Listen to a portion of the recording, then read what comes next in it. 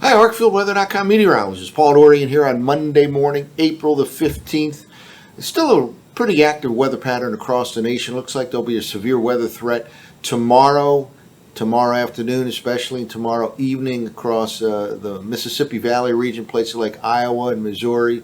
Certainly under the gun for potential strong to severe thunderstorms later tomorrow night. Even this afternoon, there can be some strong to severe thunderstorms, let's say in the southern mid-Atlantic region. That's from a cool frontal system that is slowly edging its way southward through the mid-Atlantic. It caused some overnight showers and thunderstorms in that part of the nation. We still have at least another cold air outbreak to deal with of significance later this week going into the upcoming weekend. So still a lot going on in the world of weather. I wanted to start off by taking a look at the latest sea surface temperature anomaly map across the world. A couple of things I'm focused in on here. We're getting closer and closer to the tropical season, which officially gets underway in the Atlantic Basin as of June 1st. But of course, we can have tropical systems before that. Looks like an active year, but there are a couple areas of interest that I certainly will focus in on over the next few weeks as, again, we approach the 2024 tropical season. First of all, here is the west coast of South America right here, and we've talked about the demise of El Nino, and it continues right now. Looks like we'll have La Nina conditions by later this spring going into the summer. First of all, you can see this area of colder than normal conditions now starting to kind of spread. A little bit of an area right here going all the way out into the central Pacific Ocean. Certainly right along the west coast of South America, temperatures are indeed already below normal, but that's starting to take place out here in the middle part of the equatorial Pacific Ocean, what we call El Nino region 3.4 out here in the central part of the Pacific Ocean. This part of the Pacific Ocean, the tropical Pacific Ocean, already below normal temperature-wise. This is getting there. There's some colder water underneath. So again, it looks like the pattern is continuing as expected in that El Nino is weakening. Soon to see La Nina conditions throughout the equatorial part of the Pacific Ocean, certainly by the early part of the summer season, which coincides with the Atlantic Basin tropical season. Another area of interest right here along the west coast of Africa, there's kind of a growing area of below normal temperatures that we'll monitor over the next few weeks. This certainly would be of interest for the tropical season in the Atlantic Basin.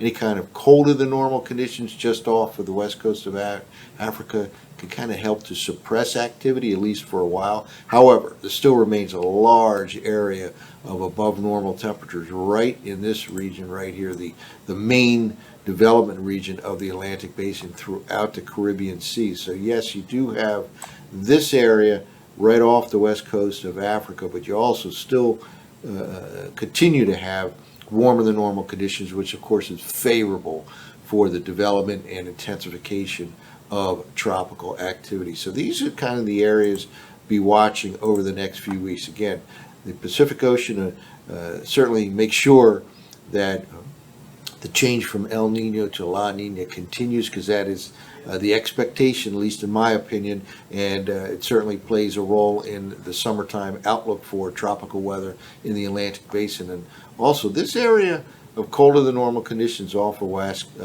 coast of Africa, will just continue to monitor that to see if it grows or just falls apart over the next few weeks.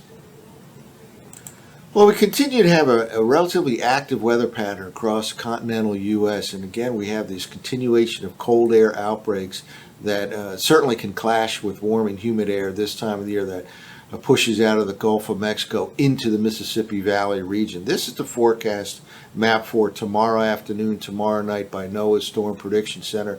They're based out in Norma, Oklahoma.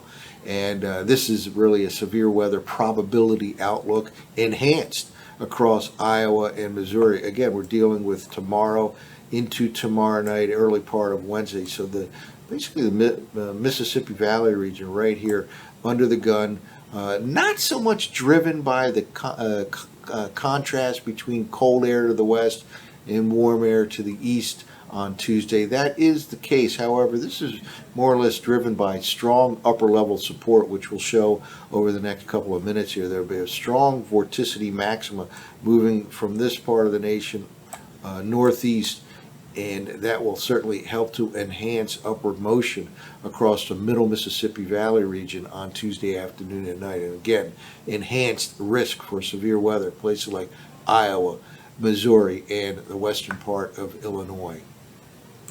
Now, one last thing I want to point out before we leave this map. Again, I mentioned up front, possibility of some scattered severe, strong to severe thunderstorm activity later today across what I think extends all the way to the Delmarva Peninsula, the southern mid-Atlantic region, let's say from the D.C. metro area on south into certainly into southern Virginia. There may be scattered strong to severe thunderstorms later on today. This again, this map is for tomorrow, but just wanted to point out the possibility of some severe weather in the southern mid-Atlantic region later today. Well, let's take a look at last night's zero-Z run of the GFS. And first I wanted to start off with the vorticity maxima forecast maps. Again, tomorrow's severe weather potential in the middle Mississippi Valley region, largely a result of upper level support in the form of this strong vorticity maxima. Today, situated out over the interior western U.S., we'll push forward here and watch that move to the north and east. Here we go into tomorrow midday and finally tomorrow evening. And again, this is the region right here where there's an enhanced risk of severe weather later tomorrow night, largely as a result of this strong vorticity maxima. In other words, very strong upper level winds in this region, what we normally refer to as a jet streak, higher winds in the overall jet stream, and that really will help to pump up upward motion right in this part of the nation later tomorrow night. So we'll have to keep our eyes out for severe weather.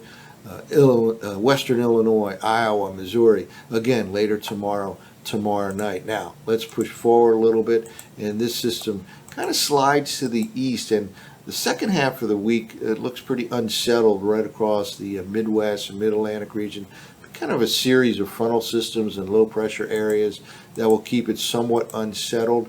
Again, right in this part of the nation, this is midday on Thursday, a little bit of energy spoken all the way down into the middle part of Pennsylvania, down into Virginia. Again, this is on Thursday, so somewhat unsettled weather pattern, especially for the second half of the week in the Mid-Atlantic region. Now, in terms of temperatures, yes, we do have the continuation of cold air outbreaks. Again, that's not going to play the major role in the instability on Tuesday afternoon and night. And we'll see that right now we have a large area of above normal conditions, but very chilly out across California. They had an unusually chilly weekend. Places like Los Angeles, they had a game, I guess it was a Friday night, where it was a long rain delay, and then they played the entire game at Dodger Stadium with temperatures in the 40s, unusually cold for California. Now, we'll move forward here, and we'll see, yes, there is a little bit of a contrast right here later tomorrow night, with some colder air to the north and west and warmer air to the east. And again, this is the area of enhanced severe weather possibilities on Tuesday afternoon, Tuesday night. So yeah, there is a little bit of a contrast here, not nearly as much as we've seen during the past few weeks. So that does add to the instability, but again, largely supported by that upper level of work max. But let's move forward here and watch this impressive cold air outbreak drop from Canada into the U.S. Here we are now, at the end of this work week, this coming Friday, widespread area of below normal temperatures, especially focused over the northern plains, southern part of Canada. That just continues to slide to the south and east.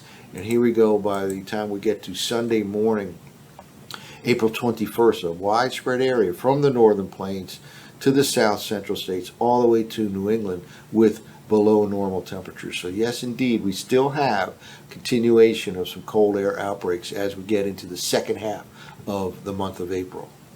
Well, let's wrap up with the surface forecast maps. Again, a little bit unstable in the southern half of the Mid-Atlantic region. There's still a weak frontal system just slowly edging its way southward here. By this afternoon into the evening, there'll be Chance of strong to severe thunderstorms, let's say the southern Delmarva Peninsula, DC Metro and south, all the way into southern part of Virginia. Watch out for some scattered, not a widespread event, but some scattered strong to severe thunderstorms along this slowing down cool frontal system. Now, let's move out into the day on Tuesday, and here we go with that setup, and we've talked about this at length over the past few weeks. A lot of situations here where we have warm, humid air moving northward right into the Mississippi Valley region from the Gulf of Mexico, and in this case some colder air, even resulting in some snow over the Colorado Rockies on Tuesday. Colder air moving in from the north and west, and here is your clash zone setting up for later tomorrow night. We'll move forward a little bit right here, and watch out, Iowa, Missouri, even into Illinois. Strong surface low to the west, somewhat colder air to the north and west, moving south and east, and warm, humid air all the way into the middle Mississippi Valley region midday on Tuesday. This is an area to watch out for again later tomorrow night, and it kind of slides to the north and east, and it becomes quite unsettled in the Middle Atlantic region. Really Wednesday, Thursday, and maybe not so much Friday, but then back again on Saturday. Kind of a series of fronts and low pressure systems will cause it to be unstable during much of the second half of the work week. And then we get into the end of the work week, and here we go on Friday morning, and kind of pointed out this 540 thickness line is kind of representing really where the cold air is, and this is a pretty impressive widespread cold air mass here for the second half of April, dropping south and east from south central Canada first into the northern plains, and it works its way all the way south and east into the Middle Atlantic region by the upcoming weekend. So again, still a fairly active weather pattern across the nation, with the chance for some severe weather later today into early tonight, the southern Middle Atlantic region, and a more widespread event coming later tomorrow night across the middle Mississippi Valley region from Iowa down to Missouri, and perhaps eastward into central and western part of Illinois. And then this cold air outbreak to watch for later this week coming into the upcoming weekend. That's it for now. For ArcfieldWeather.com, this has been meteorologist Paul Dorian.